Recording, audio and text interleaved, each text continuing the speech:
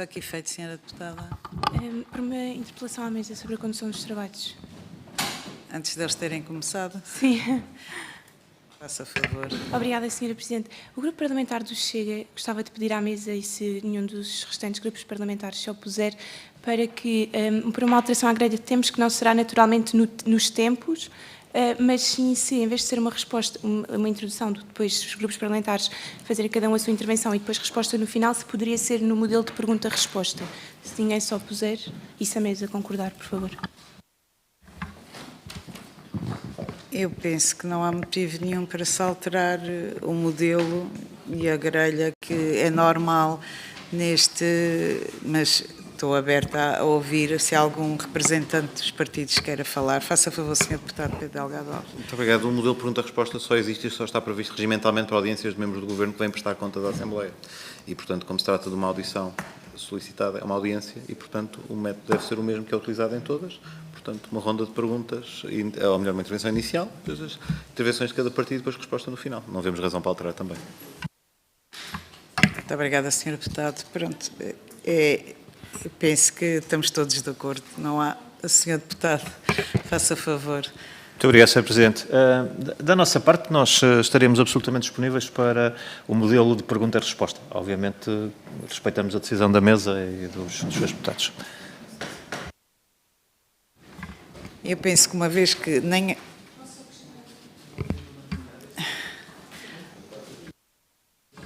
Faça favor, Sra. Deputada, diga. Obrigada, Sr. Presidente. Apenas só porque achamos que seria mais frutífero esta audição, se assim fosse, e sendo nós também, sendo o Grupo Parlamentar do Chega, o proponente da iniciativa que também estamos a legislar, acho que seria do interesse fazer algumas questões, ouvindo as respostas, colocar outras consoante aquela que for a resposta e não ficarmos limitados a uma intervenção final em que depois não podemos acrescentar outras questões relativamente e consoante àquilo que ouvimos anteriormente. Era só mais neste sentido, uma vez que é a única audição que à partida vamos ter em sede de especialidade com de facto os oradores aqui presentes. Obrigada.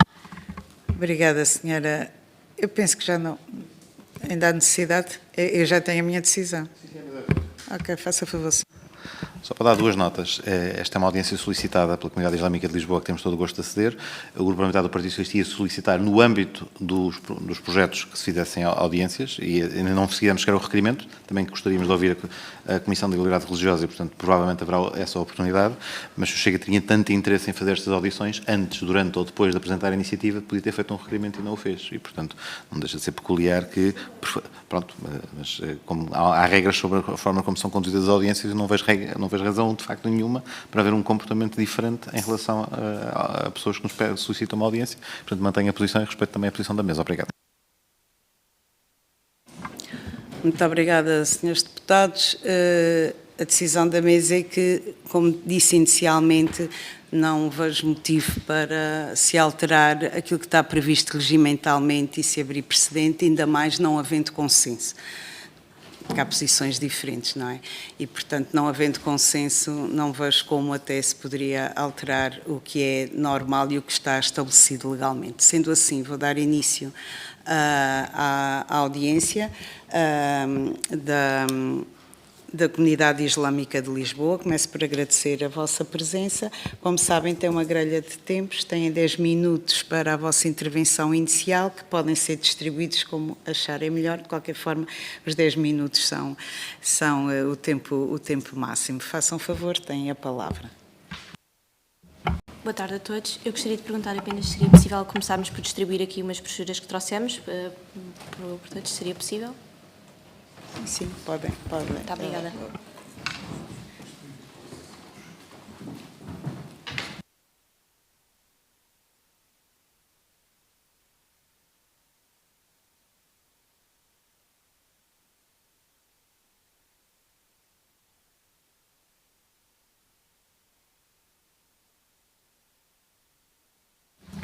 Pode, faça favor, sim.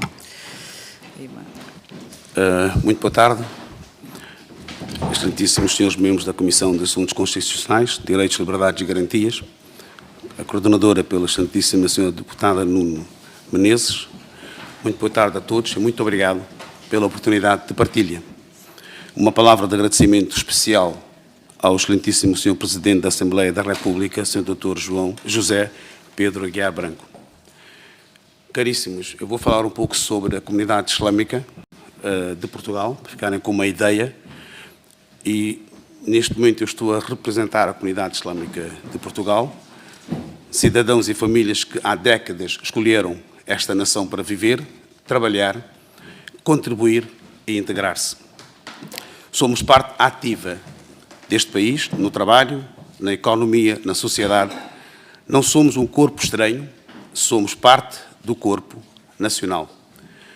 Os nossos antepassados escolheram Portugal, nós somos portugueses, e esta escolha foi desde que Vasco da Gama chegou à Índia, desde que de Goa deixou de ser parte de Portugal, durante a guerra colonial, e optamos, para além de defendermos a pátria com a própria vida, optamos sermos portugueses.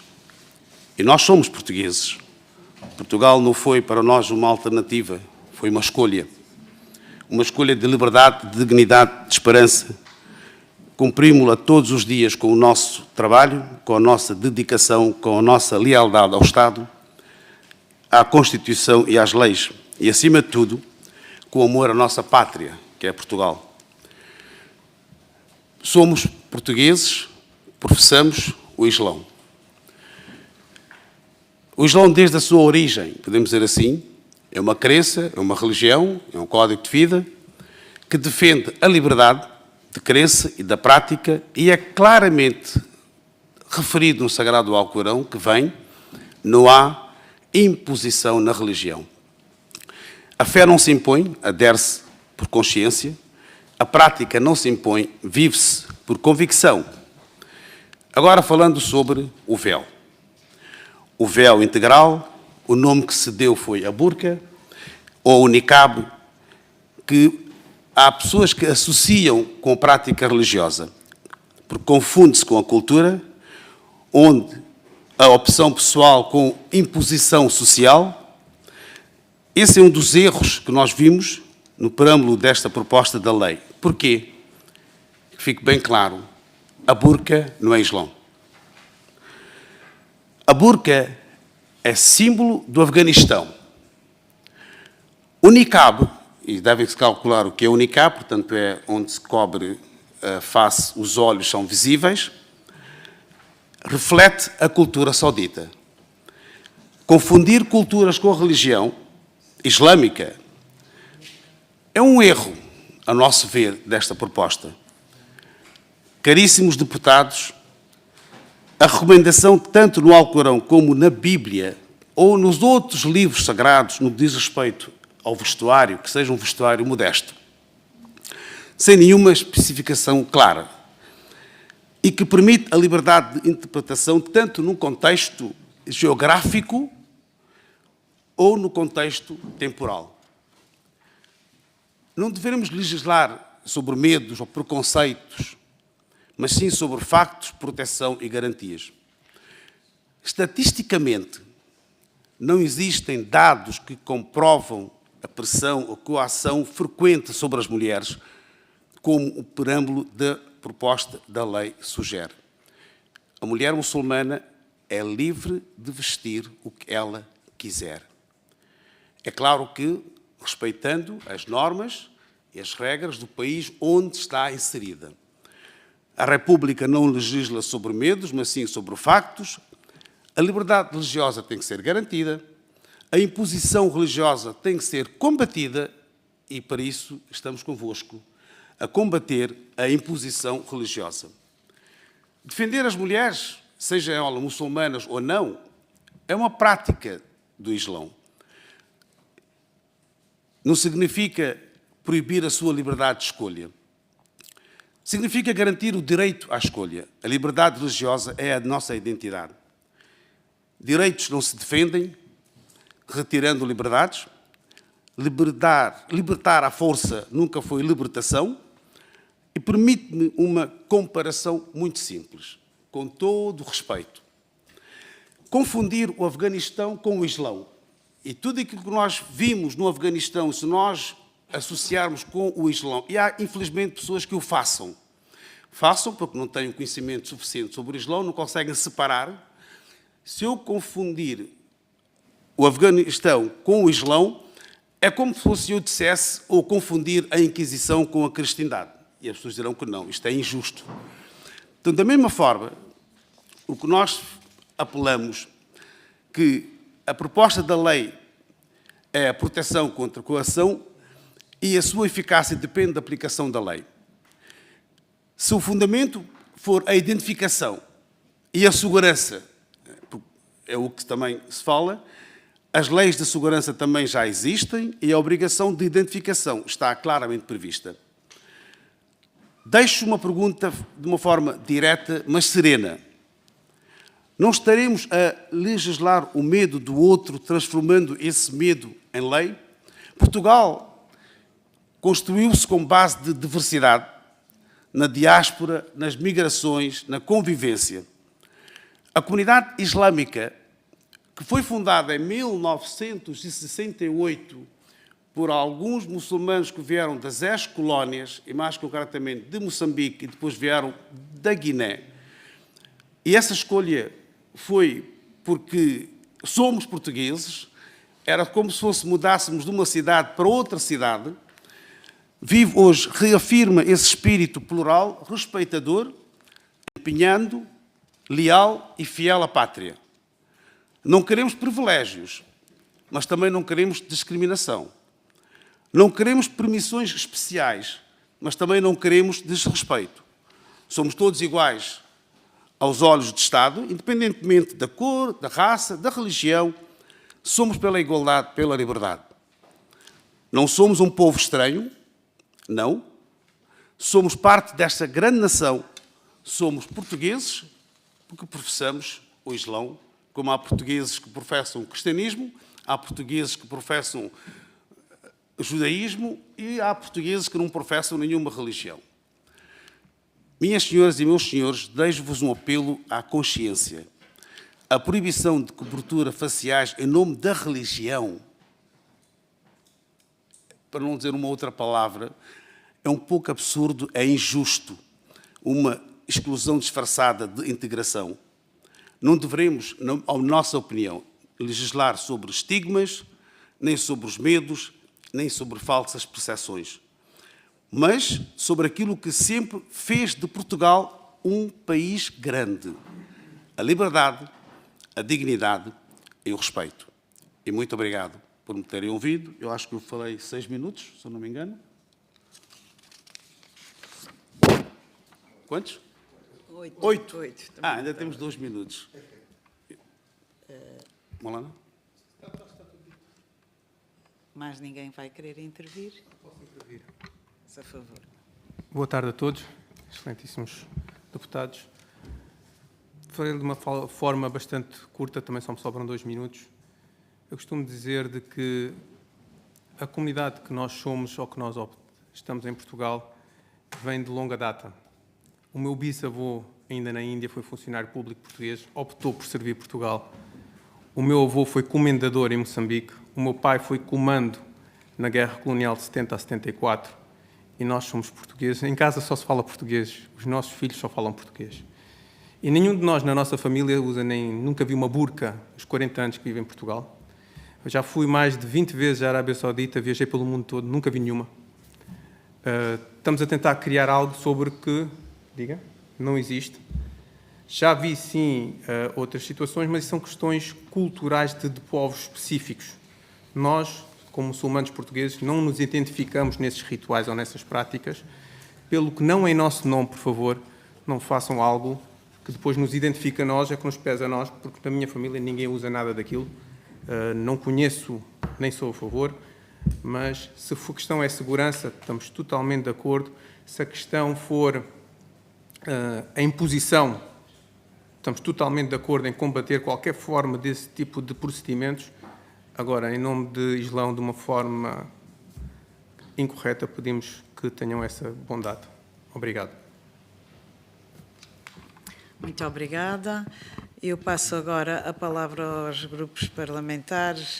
Senhor Deputado Paulo Edson de Cunha, do PSD, faça favor, tem a palavra. Muito obrigado, Sra. Presidente, senhoras e senhores deputados e, sobretudo, os nossos convidados que aqui estão nesta audição. Cumprimento com especial deferência e em nome de todos o Sr. Presidente da Comunidade Islâmica de Lisboa. Ainda não, pronto. O imã. Então peço desculpa pelo meu primeiro lapso naquilo que diz respeito àquilo que são os vossos costumes, sendo que é exatamente aquilo que eu gostaria de falar sobre os vossos costumes e sobre aquilo também que eu ouvi aqui. Temos um profundo respeito pela vossa comunidade, em primeiro lugar. Falar em nome do PSD, dizer que em nome do PSD temos um profundo respeito. Temos um profundo respeito, tomamos a devida nota, não é que precisássemos de tomar esta devida nota, porque já a tínhamos anteriormente, mas é sempre bom e é sempre bom destacar. E daquilo que aqui foi dito, dizer que também para nós vocês fazem parte do corpo nacional. Vocês são portugueses, os que forem portugueses, porque também poderá haver quem não seja português dentre vós, não deixará de ser respeitado também enquanto tal. E também dizer que pediram-nos que nós não confundíssemos um conjunto de conceitos e até de práticas religiosas com outras situações, e nós também pedíamos que fizessem exatamente o mesmo. Não confundir aquilo que são as premissas, pelo menos do PSD, aquilo que são as premissas relativamente a esta lei, que não confundisse com apenas a prática religiosa.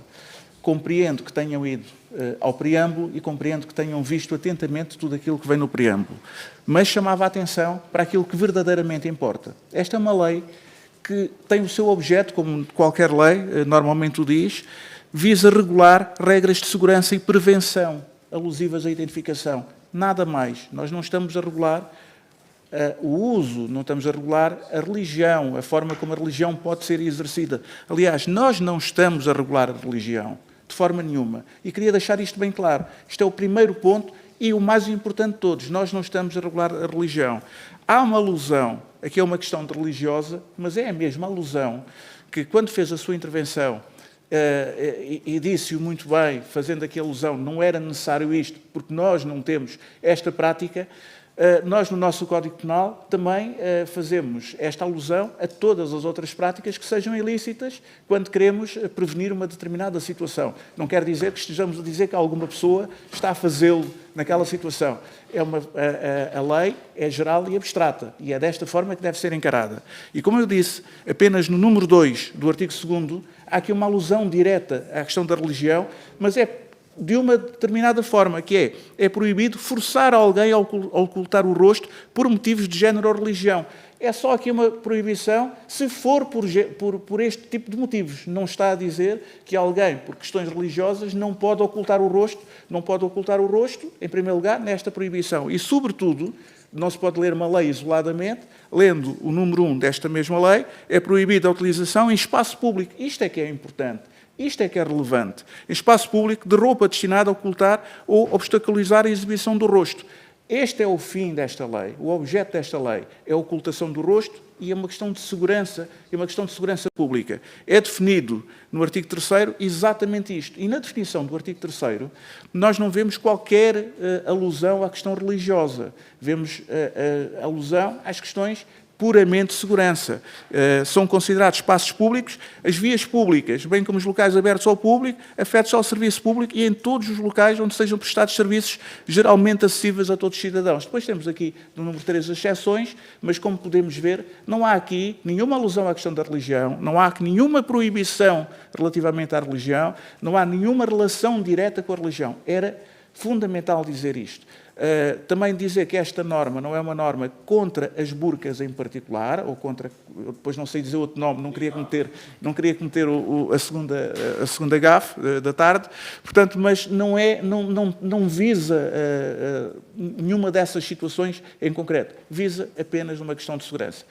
E com isto me fico, a posição do PSD irá, com certeza, manter sempre o acolhimento total das vossas sugestões, das vossas reivindicações, dentro daquilo que seja o estrito dever e sentido público relativamente àquilo que são as opções gerais do partido e do interesse do país. Muito obrigado. Muito obrigada, Sr. Deputado. Passo a palavra agora ao Sr. Deputado Pedro Delgado Alves. Desculpe, Sra. Deputada Madalena Cordeiro, desculpe, me foi relatora da última. Passo a palavra à Sra. Deputada Madalena Cordeiro, do Grupo Parlamentar do Chega. Faça favor, Sr. Deputado. Muito obrigada, Sra. Presidente. Cumprimento os membros da Comunidade Islâmica de Lisboa aqui presentes. Uma primeira nota para dizer que folguem saber que concordam com a iniciativa do Chega, porque, de facto, se há partido que tem vindo a dizer que burcas e niqabs não são preceito de religião alguma, é o Grupo Parlamentar do Chega. E, por isso, tendo em conta que os argumentos das outras partes é sempre um atentado à liberdade religiosa, fica aqui expresso que, de facto, não estamos a atentar contra religião nenhuma, porque nenhuma religião, de facto, diz que alguma mulher tem de usar uma burca ou um niqab e quem o faz apenas quer oprimir mulheres e é cultural e não religioso. Da parte do Chega, é importante que fique a nota de que, para nós, a proibição da ocultação de rosto é muito importante porque sem rosto não há comunidade, sem rosto não há responsabilidade, sem rosto não há segurança e, acima de tudo, sem rosto não há liberdade. E, por isso, hoje gostava de deixar algumas questões, peço que não as leve como uma tentativa de provocação, mas ficamos assim em, digamos, usando uma expressão portuguesa, pratos limpos e ficamos todos a saber o que é que cada um acredita e acho que será positivo para ambos os lados. A primeira pergunta é se considera que a dignidade da mulher é inferior à dignidade do homem. Depois, já fez menção acerca do Afeganistão, mas gostava de falar sobre um caso que, em setembro, houve um sismo no Afeganistão, como penso que deve saber, um país que é maioritariamente islâmico. As mulheres, durante esta catástrofe natural, não foram socorridas, e isto porque os homens que não sejam das suas famílias não lhes podem tocar e, por isso, mesmo que um socorrista visse uma mulher nos escombros, não poderia salvá-la e, por isso, estas mulheres foram deixadas para trás a morrer, lentamente. E, portanto, pergunto se concorda com o que foi feito. Perguntava-lhe também se concorda com o facto de, em outubro, em Londres, a Mesquita de Londres Este e o Centro Muçulmano de Londres organizaram uma corrida solidária anual muçulmana, mas impediram a participação de todas as mulheres. Pergunto se concorda com esta decisão. Foi organizada uma corrida solidária anual muçulmana e foi organizada pela Mesquita de Londres Este e pelo Centro Muçulmano de Londres. Pergunto se concorda com a decisão de que nenhuma mulher pudesse participar. Pergunto também se concorda que as mulheres sejam punidas por decidirem não cobrir o rosto ou a cabeça, até mesmo a cabeça. Há muitas mulheres pelo mundo fora que são apedrejadas e que é dito que serão eternamente punidas mesmo depois da sua morte por não usarem hijab ou burca. Aqui, ambas. Concorda com isto? Não acha que obrigar uma mulher a vestir-se como não quer é sinónimo de opressão? Outra questão. E, por fim, se acha que obrigar uma mulher a vestir-se como não quer, se não é sinal de opressão. E, por fim, uma última questão de que muitos dos argumentos que também foram utilizados depois da aprovação na generalidade desta proposta foi o facto de muitas mulheres em Portugal iriam ser presas em casa porque os maridos não as iam deixar sair, uma vez que não podiam estar tapadas e que por isso era responsabilidade do Chega que essas mulheres ficassem presas em Portugal, em suas casas em Portugal. E, portanto, a pergunta que eu lhe faço é se acha normal, conveniente ou expectável que uma mulher seja fechada em casa por não usar burca e, se isso acontecer, se é responsabilidade do Grupo Parlamentar do Chega por ter apresentado esta iniciativa ou se é responsabilidade daqueles que oprimem as mulheres, não permitindo que se veja o seu rosto. Isto é um ponto muito claro e fundamental. Já tive a oportunidade de dizer noutras intervenções, mas, de facto, aqui em Portugal nós andamos de rosto descoberto e cabeça erguida. Muito obrigada. Muito obrigada, Sra. Deputada. Agora sim, passo a palavra ao Sr. Deputado Pedro Delgado Alves. Faça a favor, Sr. Deputado. Muito obrigado, Sr. Presidente. Em primeiro lugar, uma primeira observação, dar as boas-vindas à Comunidade Islâmica de Lisboa, muito gosto em receber-vos, e queria deixar um lamento inicial que alguém sinta, alguma comunidade sinta, que tem a necessidade de vir perante a Assembleia da República, afirmar a sua identidade, reiterar que faz parte da comunidade nacional, como pedindo desculpa por isso. E, portanto, peço eu desculpa à comunidade islâmica, o sentir-se na obrigação de ter que fazer isso, podia ser um dado adquirido que ninguém tem que justificar que é mais ou menos português que outra pessoa, não tem que invocar o seu histórico familiar, que muito respeitamos. Tudo isto era escusado, dispensável, e da nossa parte só temos a lamentar que assim seja e que aqui tenham que estar nestas condições.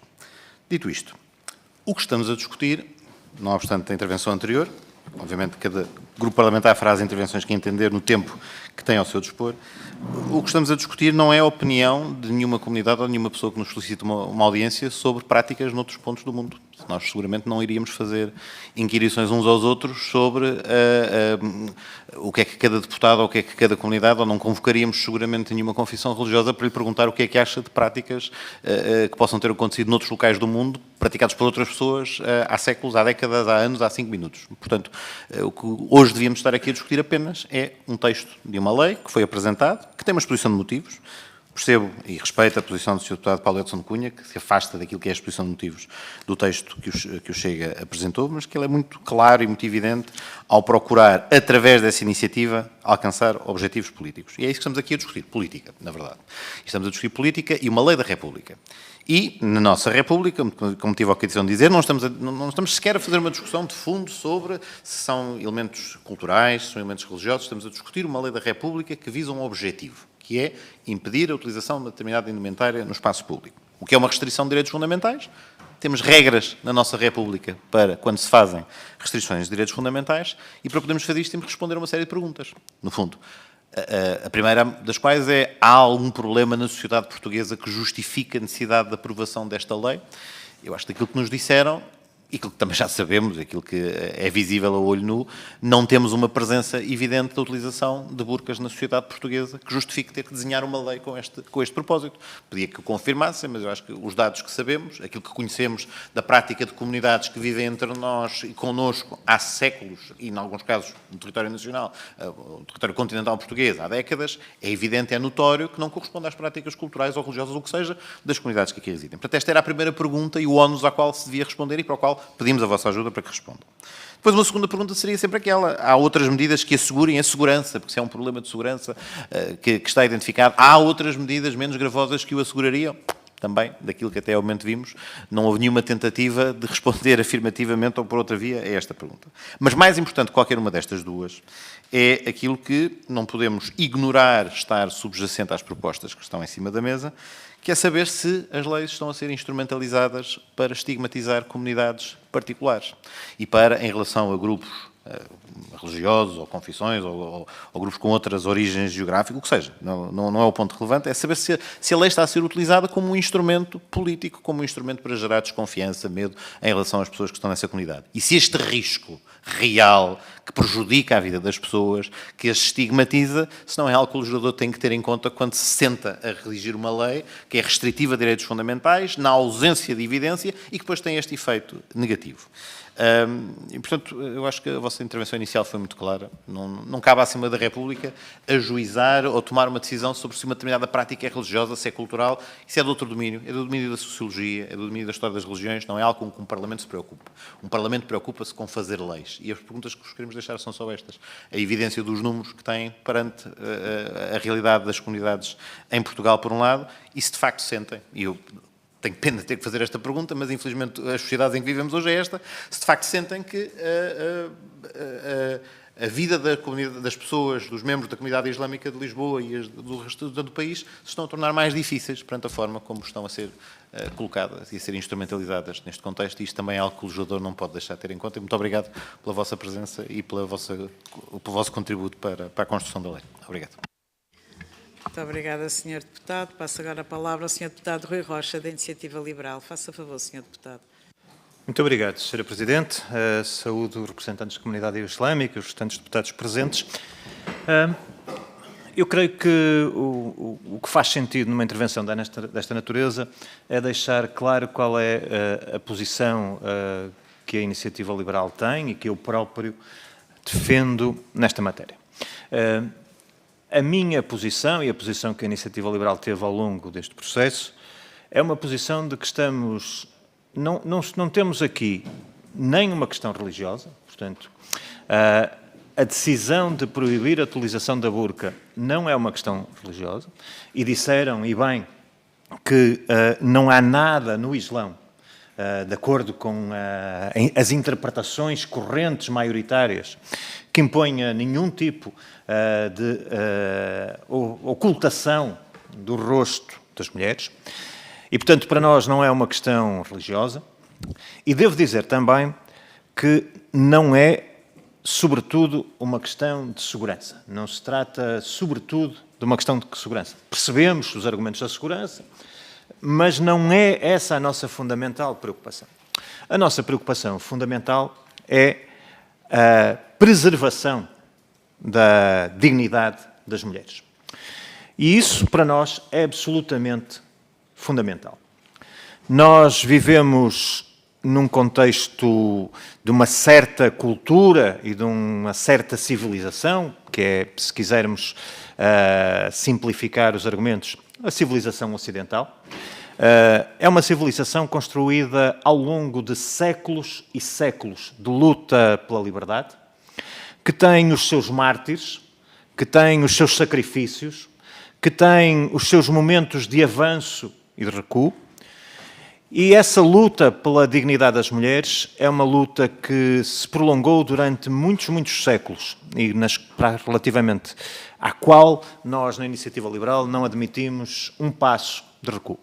E, portanto, é neste contexto de defesa da dignidade da mulher, que tem uma longa tradição no Ocidente, noutras paragens seguramente, mas também em Portugal, porque nós também, como sociedade, como civilização, passamos por momentos, nós tivemos a tese do escravo feliz, a tese de que alguém, sendo escravo, poderia gostar de ser escravo e, portanto, não cabia à sociedade intervir quando alguém tinha gosto, admitindo que, por absurdo, isso pudesse acontecer, na sua própria escravatura.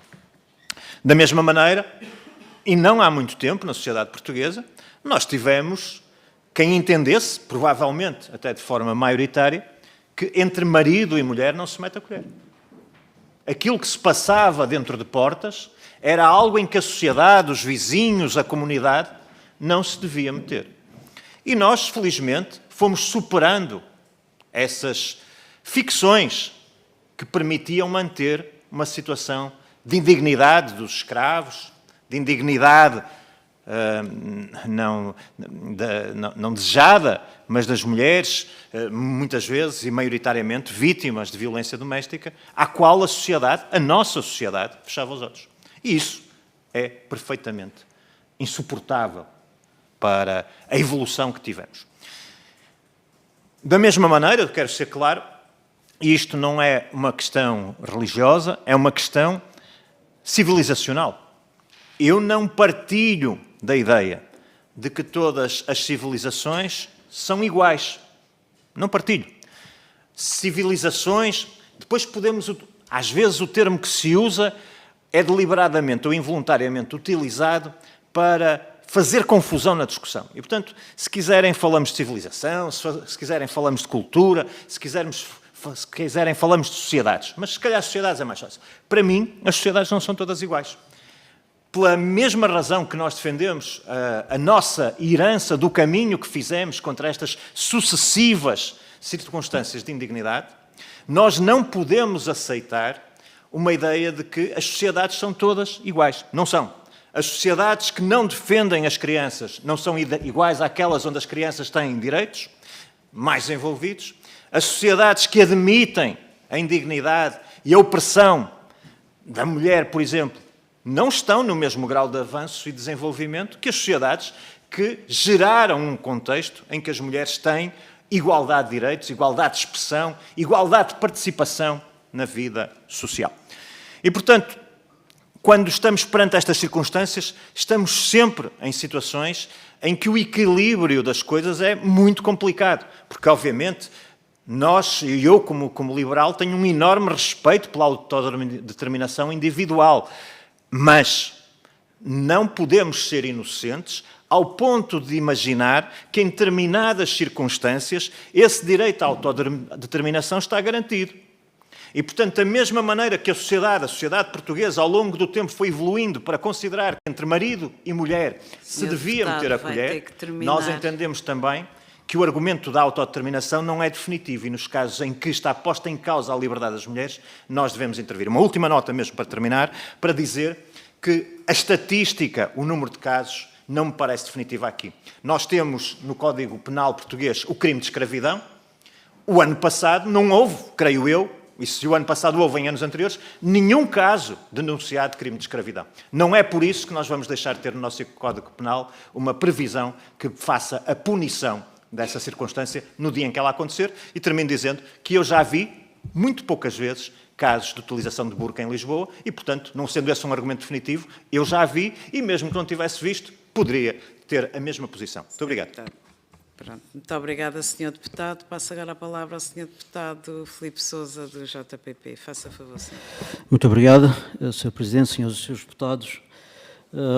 Uma pequena reflexão. Em primeiro lugar, agradecer a presença da comunidade islâmica aqui nesta audição e dizer muito simplesmente que as diferentes comunidades, na minha opinião, têm desempenhado ao longo de várias décadas um papel extremamente relevante na promoção do diálogo, da cidadania ativa e da cooperação, acima de tudo, entre as diferentes instituições.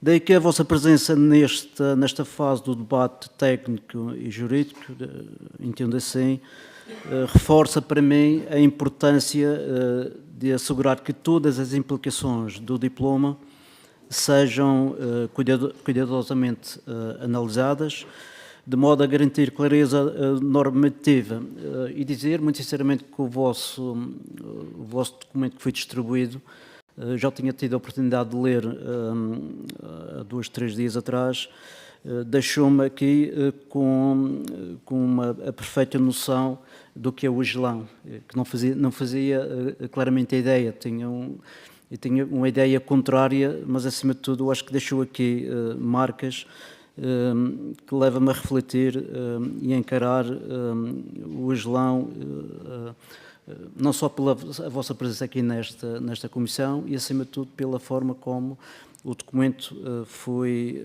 elaborado e distribuído. Por isso, espero que esta audição contribua para um exame mais complexo e completo do texto legislativo, permitindo identificar eventuais impactos práticos, esclarecer dúvidas e aprofundar aspectos que possam beneficiar de maior precisão na redação final. Eu acho que este é o principal objetivo, na minha modesta opinião, relativamente ao projeto que foi apresentado pelo Partido Chega. Deixava uma única questão, dado também que o meu tempo é muito limitado, se poderiam clarificar qual o problema concreto que o projeto de lei procura resolver, ou não, e quais os indicadores utilizados para fundamentar a necessidade desta intervenção legislativa. Portanto, isto tem muito a ver com o parecer ou o relatório que apresentaram. Queria, de alguma forma, perceber, enquadrando os objetivos deste diploma, e clarificar qual é o problema concreto deste projeto de lei, na vossa opinião, e quais são as implicações administrativas ou não, ou jurídicas, que o mesmo acarreta sobre a comunidade islâmica. Muito obrigado. Muito obrigada, Sr. Deputado. Tem agora a palavra para a vossa intervenção final, que é igualmente de 10 minutos. Obrigado pelas vossas perguntas e pelos vossos comentários. O meu colega depois irá... Eu só queria responder à doutora Madalena Cordeiro. São perguntas um pouco, não diria, não são políticas, são religiosas. Eu expliquei que uma coisa é a cultura, outra coisa é a tradição, outra coisa é a religião.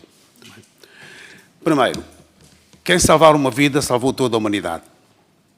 Quem matou um inocente matou toda a humanidade. Isto é o corânico. Se no Afeganistão as mulheres não foram acolhidas ou não foram ajudadas porque só haviam homens, eles cometeram um crime à luz do Islão. Mas são muçulmanos. E daí?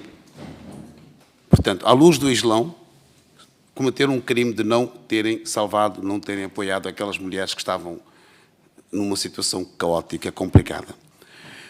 Quando nós vivemos num ambiente em que as pessoas estão habituadas a vestir de uma forma, então todos acabam por vestir desta forma, ou passa a ser normal.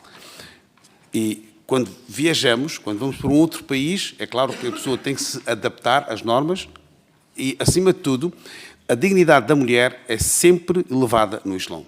Mas se um muçulmano desrespeita a sua esposa ou desrespeita a mulher, isso não significa que seja islâmico. É um problema pessoal, é um problema da pessoa. Eu não posso generalizar vendo um ou outro caso. E, doutora, com muito respeito, nós sabemos que algumas pessoas ligadas ao seu partido usam o Islão como um instrumento, apesar de dizerem que nos países islâmicos não há comentadoras na televisão. Não há. Há. Apesar de dizerem que se for um país islâmico, há países islâmicos em que a mulher, infelizmente, como o Afeganistão, são tratadas de forma que nós nem queremos imaginar. Mas há países islâmicos em que as mulheres são livres, são deputadas, são políticas, até governaram. Na Indonésia, uma muçulmana governou, na Turquia, uma muçulmana governou, no Bangladesh. Não é? No Bangladesh, quem esteve no poder foi uma mulher. Portanto, nós temos que tentar separar as coisas. É isso é que tentamos esclarecer. Só para finalizar a sua parte, no que diz respeito, em Londres, as mulheres não poderiam participar. Claro que poderiam participar. Não puderam participar. Alunos do Islão poderiam participar. Percebe? Portanto, só para finalizar, no ambiente em que o profeta Muhammad nasceu, no ano 570, na Arábia, sabe qual era a prática comum dos árabes? A prática comum dos árabes, eles enterravam as recém-nascidas. Havia prática de infanticídio feminino. Uma das primeiras coisas que o Islão proibiu foi essa prática. Portanto, agora vou deixar aqui para... E uma brincadeira já agora, cheque. Isto não é o Bangladesh. Estou a brincar. Relativamente ia começar por responder aqui ao doutor Edson Cunha. Já nos conhecemos no Miratejo. Lembra-se? É assim, na minha breve opinião, normalmente a justificação, pelo menos é o que diz, a exposição de motivos. E quando a exposição de motivos menciona repetitivamente a questão religiosa, por isso é que nós consideramos relevante. Agora, na lei não menciona, exceto numa palavra religião. Se tirarmos do preâmbulo dessa lei, como o Sheikh mencionou na sua apresentação, 3 ou 4 linhas do preâmbulo desta lei que mencionam a religião, tirando isso, não nos opomos, porque não nos cabe a nós. Mas a partir do momento que a justificação é a religião, e principalmente a nossa, aí passamos por uma questão religiosa. E como motar, é que eu gosto de andar de moto, os últimos crimes que nós sabemos de rosto tapado, nunca vi nenhum a fazer de burca, mas foram de moto. E quando um polícia quer-me abordar e pede a identificação, eu abro a viseira, abro mesmo a frontal, quer dizer, abro o capacete todo e consegue-me identificar. Por isso, uma questão resolve a outra. Por isso, a questão é a segurança, estamos completamente de acordo. Então, que se mude o preâmbulo da lei e que se diga que a justificação é a segurança e tome-se as medidas corretas nesse sentido. Mas não podemos ter um preâmbulo a dizer motivos, exposição de motivos, e depois dizemos que é outra coisa ao contrário. Relativamente à doutora Madalena Cordeiro, vou alongar-me um pouco, porque foi a pessoa que mais questões colocou. Eu sou completamente contra o Afeganistão. Okay? E não me identifico naquela religião e não me identifico naquelas práticas. Costumo dar o exemplo. O Islão, tanto na Síria como no Afeganistão, existem há cerca de 1400 anos. Não era preciso as câmaras de televisão estarem a apontarem para eles partirem o Buda e fazerem aquilo que fizeram em Palmira. No Islão é proibido, completamente proibido, profanar. E peço a todos para fazer o exercício. Até hoje, a mesquita ou a igreja da Santa Sofia, todas as pinturas de Cristo e da Virgem Maria estão lá. Porquê? Porque os muçulmanos são proibidos de as retirar. Para nós é sagrado. Então, as pinturas todas de Virgem Maria estão lá. Por favor, façam esse exercício. Peço se alguém puder fazer já. Vai lá ver. Porque pinturas de Virgem Maria... O que eles fizeram foi taparam com um pano branco. Até hoje, vão a Istambul e podem ver isso. É proibido desfazer. Eles podiam ter desfeito, tinham acesso. Mas nunca fizeram porque para nós é profano. Qualquer algo religioso. Número 1. A pergunta que dizia se a dignidade da mulher é inferior à dignidade do homem. Jamais. E há muitas mulheres, como o Alcorão menciona, como a questão da Virgem Maria, há mulheres melhores que os homens. Na história do Alcorão vem a mencionar quando Zacarias dá à luz uma mulher, a mãe da Virgem Maria deu à luz uma menina, disse: eu dei uma luz à menina, mas eu queria era um rapaz. E Deus responde naquele momento a ela: quantas mulheres são melhores que homens? quantas mulheres são melhores que homens. E aí é a nossa base. Deus não olha tanto para o género, mas olha para a piedade que cada um de nós tem. E é a relação do seu coração com Deus. Isso é o que conta. Por isso, quando a seguir pergunta a questão da participação das mulheres em Londres na corrida, a esposa do profeta sallallahu alaihi wasallam, a esposa do profeta Muhammad, saía para correr com ele. Então, das terapias de casal, saíam para correr pela cidade. Isto está mencionado nos textos. E, para nós temos uma escola, as nossas alunas foram competir e representar Portugal ganhar um concurso nacional de criatividade e foram participar nos Estados Unidos. E foram só mulheres. A nossa realidade e aquilo que o Islão tentamos, que é a nossa visão, não é, do Islão, é esta. Por favor, o que os outros fazem, não nos tentemos trazer a realidade deles. As mulheres a serem punidas e se acha que a mulher... o ser punido... Diga? Obrigar é opressão, sem dúvida nenhuma. Nenhuma mulher pode ser obrigada a casar, a vestir o que quiser. Não há uma forma de obrigar a nada. Isso é proibido perante o Islão. É a liberdade total da pessoa, porque a relação que nós acreditamos é a nossa relação com Deus. Quem quiser reza, quem não quiser reza. Quem quiser bebe, quem não quiser bebe. É uma orientação. O Ramadão ensina-nos isso. Estão a acelerar só porque estou a olhar para o relógio. E se as mulheres ficarem presas, a culpa é do Chega? Isso cabe à consciência de cada um, não é a minha consciência. Por isso, e se for alguma coisa, nós temos que combater isso em conjunto. Ou seja, nós não somos apologistas das mulheres ficarem em casa, temos escolas, nós somos ligados à educação, nós temos que as mulheres formem e liderem. Por exemplo, a Zora aqui está a tirar o doutoramento. Esteve connosco na escola em Palmela e estão todos convidados a visitar a escola. Será uma honra receber-vos lá. Eu penso que respondi a tudo. Relativamente ali à bancada parlamentar do PS, obrigado pelas ilustres e amáveis palavras.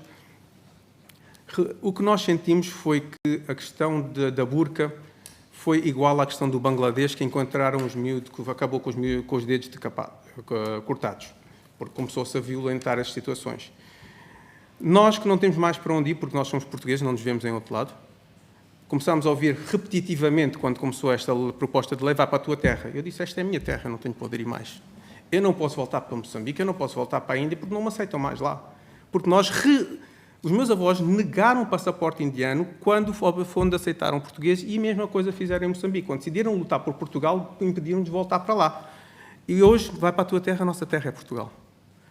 E as nossas crianças, o efeito disso foi que as nossas meninas que andavam pela rua, porque infelizmente os homens grandes, famosos, os portugueses de bem, que supostamente assim o identificam pela liberdade das mulheres, foram arrancar os lencinhos às meninas.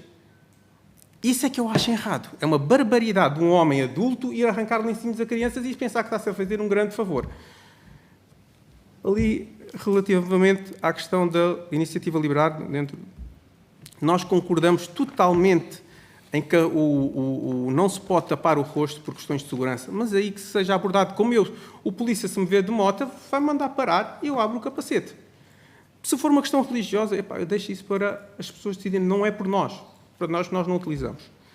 Quanto à preservação da dignidade das mulheres, o Islão deu o direito à mulher desde o seu primeiro dia, como o Sheikh mencionou, e pôs as mulheres ao mesmo nível do homem. Isso é o que está no Alcorão, que as mulheres têm os mesmos direitos que os homens, excepto que os homens têm o direito de providenciar para as suas casas. É só este o ponto. A única diferença, cabe ao homem pagar as contas. Tudo o resto é exatamente igual. Quando nós pomos a opção do casamento, a liderança, nós temos momentos em que na história islâmica, desde Aisha radiallahu anha, que é esposa do profeta, liderou um grupo de homens. Então, se a liderança, como temos aqui o caso da líder deste grupo de trabalho, sempre foi parte. Ela é professora de 1/3 de toda a história islâmica veio das mulheres. A primeira universidade islâmica do mundo foi feita por mulher. Mais ainda, antes de nós nem sequer consagrarmos o direito ao divórcio, o Islão permitiu à mulher ter o divórcio. Ela pode pedir o divórcio. Não é só o homem, mas sim a mulher. Então, estes direitos, e só uma brincadeira que eu costumo dizer ali ao doutor, isto foi na altura que eu fiz na exposição da Cruz Vermelha, só para entenderem ao detalhe que o Islão vai ao direito das mulheres. Isto é importante entender quanto à especificidade. E diz assim, homens, vocês não terminem a relação enquanto a vossa mulher não estiver satisfeita. Deu-lhe direito à satisfação sexual, até este ponto. Foi a todos os pontos e disse, ela é livre totalmente de escolher o que ela quiser escolher, de ter património, de comercializar, de ter herança e tudo mais. E mais ainda, o profeta disse, o melhor dos homens é aquele que é melhor para a sua esposa. E as sociedades não são iguais, é verdade. Nós nos vemos como ocidentais, nós não nos vemos como orientais. Mas temos cá dentro, acreditamos também em Jesus, também em Maria e também em Maomé. É só essa pequena diferença. E quanto ao deputado Filipe Sousa, do JPP, eu queria agradecer também as suas amáveis palavras e, na nossa opinião, comparar regras que se passam... Há um detalhe que eu queria neste momento trazer. É completamente, desculpem a expressão que eu vou utilizar, mas neste momento estou a falar out of the script, absurdo compararmos a outros países da Europa, como a França, com a nossa comunidade. E eu vos queria explicar, se me permitem, porquê. Enquanto que os argelinos, em França, os avós deles lutaram contra a França para acabar com o colonialismo francês, os nossos pais lutaram por Portugal em Moçambique, em Guiné. Nós não somos aqueles que são como os argelinos que não gostam da bandeira. Nós amamos Portugal. A única jogo de futebol que eu faço questão de ver é da seleção portuguesa. Arrepio-me sempre ali a ver o hino, então aquilo é sagrado para mim. Quer dizer, pode estar a acontecer o que aconteça e a gente tem que parar para ouvir aquilo. É arrepiante. E estou-me a arrepiar só de falar e lembrar dos momentos. Então, isto sim, para nós é ver diferente. Agora, nós em Portugal, e se nos permitem, vamos trabalhar juntos. Se houverem novas comunidades com práticas contra ou diferentes, vamos chamar-lhe assim, vamos trabalhar elas juntamente para educá-las, para integrá-las, para melhorar e para trazer para o estilo de vida que nós queremos. Este é o nosso rap e estamos juntos nesse caminho. É isso que nós queremos, conseguir chegar e dizemos todos juntos. Isso não vai acontecer amanhã com o que está a acontecer hoje na Itália. Voltam a chamar os imigrantes, andam para cima e para baixo. Eu penso que respondi a todos. Obrigado mais uma vez por me ouvir. E obrigado, Sra. Presidente. Se for muito rápido, já ultrapassaram o seu tempo. Nós deixamos aqui um convite a todos. Quando quiserem visitar a Mesquita Central de Lisboa, são sempre bem-vindos. É só nós marcarmos e é uma honra receber-vos. A minha filha mais velha, quando se inscreveu na Universidade Católica, ela veio ter comigo e disse, pai, não te importes que eu me inscreva na Universidade Católica? Eu disse, claro que não. Se é o que tu queres, o curso que tu queres. E quando o professor dela, porque ela é Sádia Munir, então a professora perguntou, Sheikh Munir é o quê? Ela disse que é meu pai, porque eu sou responsável da Mesquita Central de Lisboa. Então, e ele concordou, sendo o imã da Mesquita, concordou que tu frequentasses a Universidade Católica. Portanto, há alguns preconceitos. Ela é do seu partido, da Iniciativa Liberal. Não sei se é boa escolha ou não. O meu pai estudou nos Maristas. Muito obrigada aos representantes da comunidade. Senhora Deputada. Sr. Presidente, desculpe, não há muita interpelação à medida sobre a condução dos trabalhos, não vou mentir, mas deixe-me só dizer e depois pode negar à vontade, que há uma das perguntas que o Grupo Parlamentar do Chega fez, que eu gostava, e vejo que a comunidade islâmica de Lisboa tem interesse em responder, só de precisar melhor a pergunta para depois obter uma resposta, se a Sra. Presidente não só puser, vejo que a comunidade islâmica de Lisboa tem interesse em responder, que é a questão que colocava, há pouco respondeu-me que é da consciência de cada um, e se é culpa do Chega, é da consciência do Chega.